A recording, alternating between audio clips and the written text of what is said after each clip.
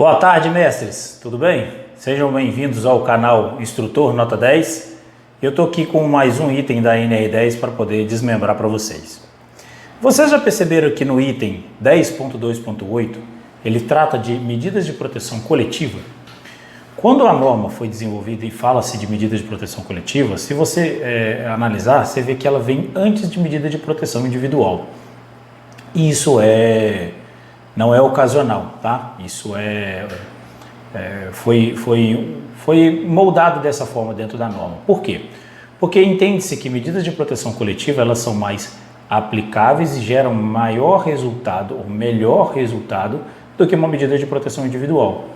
Na verdade, entendendo lá a pirâmide, a gente sabe que as medidas de proteção individual elas só vão ser necessárias e aplicáveis quando as medidas de proteção coletiva não tiver a sua efetividade, né? Não funcionar da melhor forma ou como uma forma de segunda proteção, tá? Infelizmente a gente ainda tem como padrão ali, como default de estar utilizando o EPI como se ele fosse a primeira proteção, mas na verdade o EPI ele nem deveria existir caso as atividades fossem seguras, e somente utilizar quando realmente não tivesse mais opção, tá ok? Então por isso que a ideia é que cada vez mais tenha investimentos em EPCs, em equipamentos de proteção coletiva, né, e logicamente em detrimento de equipamentos de proteção individual. E isso todo mundo sai ganhando, o próprio trabalhador, quanto a empresa e tudo mais, tá? Por que eu falo que todo mundo sai ganhando? Porque a empresa, o empregador, se ele puder diminuir os custos que ele tem com EPI, para ele vai ser muito bom. Eu imagino que a empresa que você trabalha ou presta serviço tem aí um custo altíssimo de EPIs, né? Vamos levar em consideração, não vamos nem chamar de custo, vamos chamar de investimento, porque é mais barato, logicamente, comprar o EPI do que pagar uma indenização acidentária. Isso é fato.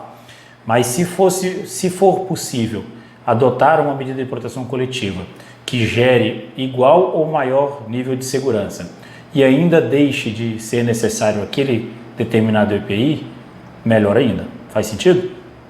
Para isso, os EPCs. Então, a norma coloca ele como prioridade em relação à proteção individual. E aqui é onde ela fala, em todo serviço executado em instalação elétrica, deve ser prevista e adotada, então não adianta só eu prever, não adianta só eu pensar, eu tenho que ir lá e executar e colocar, né, para funcionar, deve ser prevista e adotada, prioritariamente, medidas de proteção coletivas aplicáveis, ou seja, aquelas que funcionam. Não adianta também eu pensar em algo,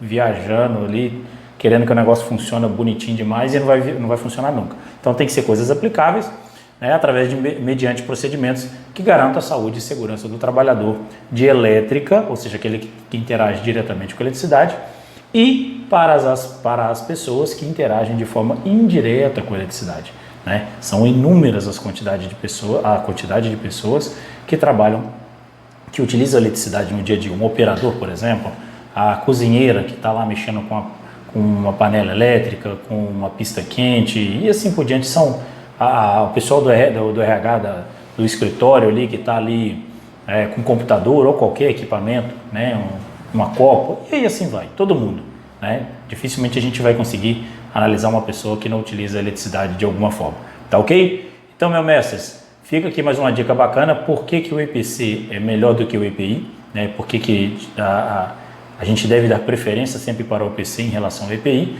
e a norma também trata isso, tá ok? Então fica aqui mais uma dica para vocês, até o próximo vídeo, até mais!